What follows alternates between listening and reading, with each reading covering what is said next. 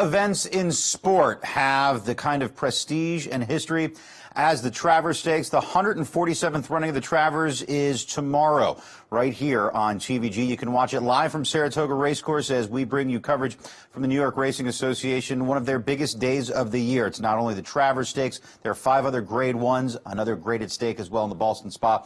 A fantastic day of racing, highlighted by the $1.25 million Travers, Matt. It's just a great gambling card. It's the biggest Travers field since 1977, field of 14 assembled to go in this race. Weather issues in upstate New York, Thursday night into Friday, but Travers Day is supposed to be spectacular. So Exaggerator, who does so well over an off racetrack, I don't think he's going to get an off racetrack on Saturday. Main track should be fast for the Midsummer Derby. And this a year where the complexion of the 3-year-old ranks changing by the month, and the Travers... It's a fluid situation, Mike. It's a fluid situation. Very much is. Here's some fast facts about the Travers Stakes. First run in 1864, wow, making it the oldest major 3-year-old stakes, older even than the Kentucky Derby. 19 winners of the Travers went on to win year-end divisional honors. That's amazing. Has been run at 4 different distances, ranging from 1 1/8 to 1.5 miles. General Assembly set the stakes record at 1.25 miles with... Son of Secretariat. 1979. Yeah. Son of Secretariat, 1979. And look at some of these winners, Mike. Easy goer. I mean, all-time greats. Whirl Away, Easy Goer, Holy Bull, Point Given. I mean, the list on and on and on. Affirmed, a pretty good horse who also won the Travers. As we take a look, who will be another great winner of the Travers. The Travers field is large, 14 horses. It's the largest field we've had in this race in 40 years. $1.25 million on the line, but the purse money is secondary in a race of this stature. Exaggerator, the morning line favorite, as he should be, looking for his 4th Grade 1 victory on the year. The other 3 being the Preakness, the San Antonio Derby, and, of course, the Haskell Invitational, where we were not expecting such a great performance, but then again, they weren't exactly expecting the rain to fall, were they? Yeah, and the 3 races you mentioned, all conducted over a sloppy racetrack. First the San Antonio Derby, then the middle leg of the Triple Crown, middle jewel, as they say, and then the Betfair.com Haskell. He's going to get a fast track on Saturday. It was sort of odd because the reason he was sort of a late addition to the Betfair.com Haskell. We didn't know until midweek of Haskell week that he was going to go in the Haskell. And why did he go there? Because he wasn't training very well at Saratoga. So not training well at Saratoga. They figured they'd get weather at Monmouth. They did. They gambled, and the gamble paid off. And this is a big-time win. Plenty of pace to run at in this race, too. It's set up beautifully for Exaggerator. American Freedom, who's also going to be in the Travers, he holds on and runs second in this race, Mike, and I thought you could argue that American Freedom finishing second almost ran as well as your winner, Exaggerator, because he was part of that ridiculous pace. He was between horses. He put away everybody else, and he could not hold off a horse who thrives over sloppy conditions and who had plenty of pace help up front. And Exaggerator and Kent DeSarmo for his brother Keith took advantage of it. Now, here are the horses that have pulled off that double. The Haskell to the Travers. Point Given was the last one to do it. What they have in common, they also won the Preakness as they're trying to pull off that triumvirate of races. But these horses, no slouches. 49er, Holy Bull, Coronado's Quest, Holding Pattern. I mean, these names, you almost become a household name just by winning the Travers. But when you pull off that double, it's outstanding. And then overemphasizing the Haskell winners in the Travers since 2000. So American Pharoah tried to pull off this double. The Triple Crown winner couldn't do it. Says something about how tough it is to win the Travers Stakes. Bayern, Verrazano, Bluegrass Cat, Roman Ruler, Lionheart, Peace Rules, all failed. Those were outstanding 3-year-olds at the top of their classes. It would be the first since Point Given. I do like the fact that horses are trying this again. We went through a 7-year period where, the races are too close together. We can't run into Haskell and then the Travers. At least horses are attempting to do it again.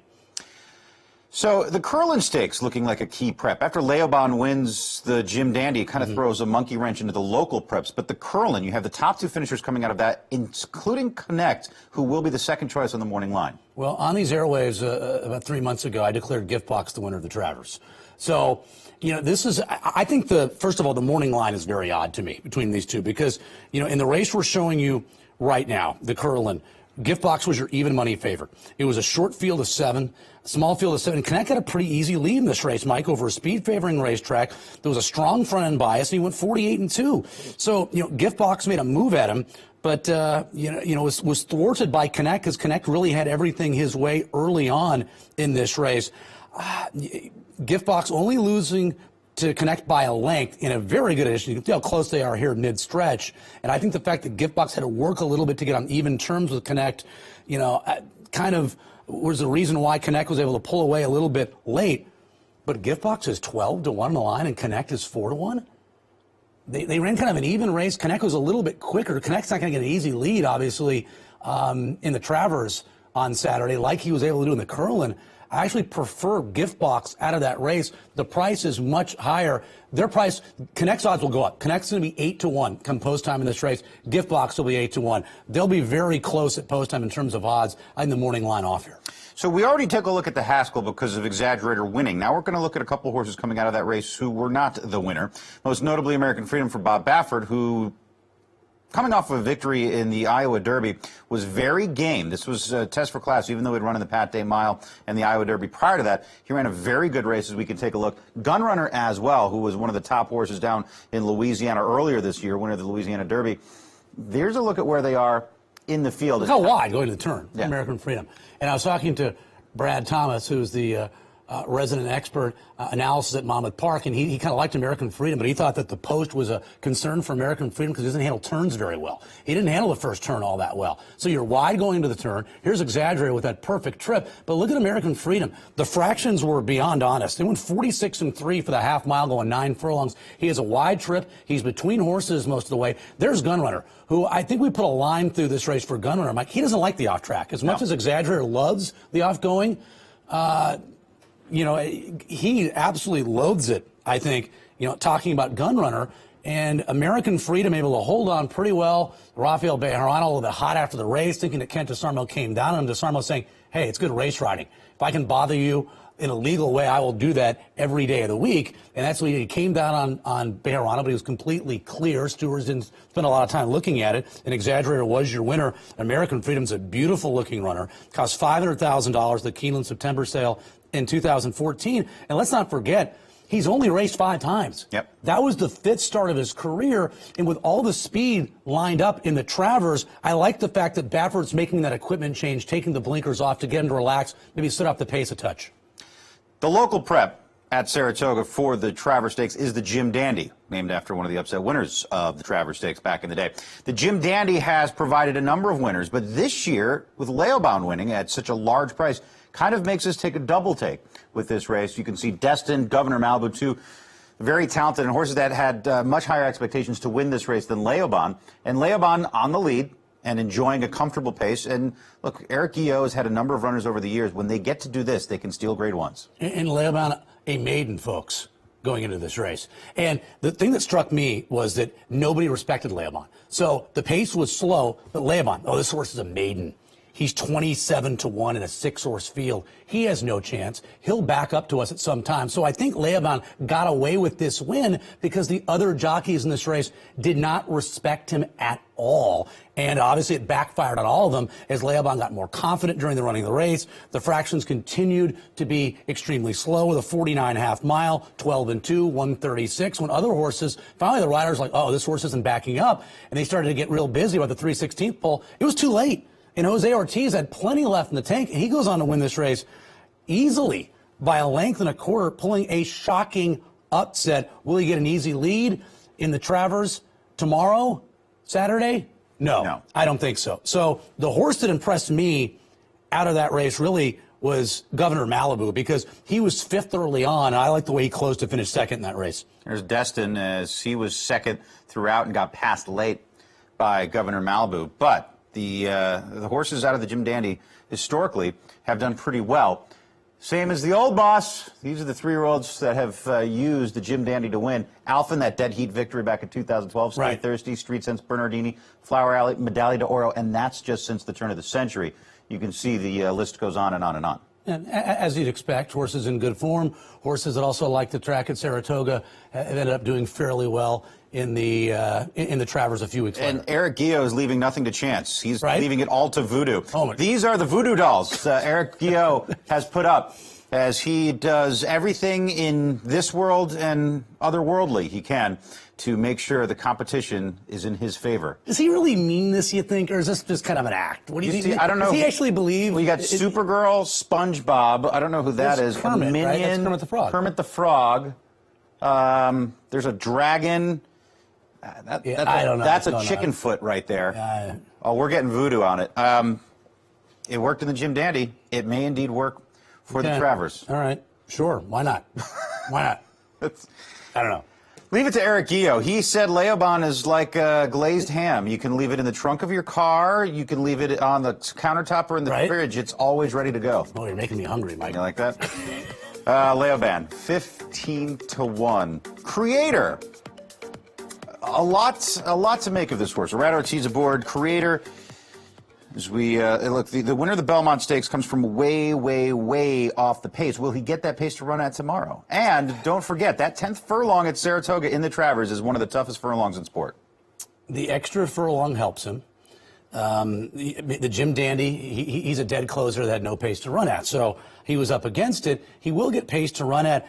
I think everything worked out perfectly for this horse in the Belmont. I think he's a good racehorse. I think there are others lined up in Saturday's Travers that have more talent than Creator. If everything works out perfectly, he has the perfect trip. There's the other thing, too. In the Belmont, you had a field of 13. I'll give him credit for being able to maneuver from far off the pace to the big field, but can he do it again? Everything worked out perfectly in the Belmont. It has to happen again for him in the Travers, even for him to have a chance. It's a big field again. This is not easy to manipulate. To navigate your way through. No. Bringing you live coverage from Saratoga Racecourse this weekend and through all the great stakes racing action on Travers Day is Caton Bradar, and she joins us right now. Caton? Guys, as we've mentioned, only twice in history has the Travers field numbered 14, so this among the biggest ever. And weather, well, with the clearing of the skies in Saratoga Springs and no rain expected between now and post time for Saturday's program, it won't be an excuse. Prep races will be debated as to whether the Haskell, the Curlin, or the Jim Dandy is the best way to get to the Travers winner's circle. But as far as history is concerned, Creator may have a little advantage, as 29 times the winner of the Belmont Stakes has come on to score in the Travers Midsummer Derby. 3-year-old championship also perhaps on the line, as Exaggerator could certainly cement his credentials as the pro tem leader of the division. But if someone should beat him, that horse's name is certain to end up in the discussion. I personally think the horse most likely to move into the debate is the winner of the Curlin Stakes. That's Connect, a horse who has the benefit of a race over the track, a high cruising speed, a very impressive performance in the Curlin, but most importantly is the grandson of Holy Bull, the Travers Stakes winner who went on to be named Horse of the Year. I think there's a lot of stamina in the pedigree, and who else but Chad Brown, who has certainly made his mark with the turf horses and Saratoga winners in general. Just recently scored his 1,000th career victory and on track to set a new record here. I would not be a bit surprised to see Connect or one of his runners making a statement in the Travers guys, but I think it's looking to a new division leader when this is all said and done. It very well could. An intriguing running of the Travers, to say the least, in the 147th edition of the race that will be run Saturday right here on TVG. We are going to take a break, but when we return, it's Travers Day, but monstrous stakes racing. 5 other grade 1s, Maddie. 5 other grade 1s and stakes racing action throughout the afternoon. And the grade 2 Ballston Spa as well. And a grade 2 there for good measure. Yes. We will be back with a closer look at the other stakes racing action on Travers Day. You're watching the Travers Preview Show right here on TVG. Bet anywhere with TVG.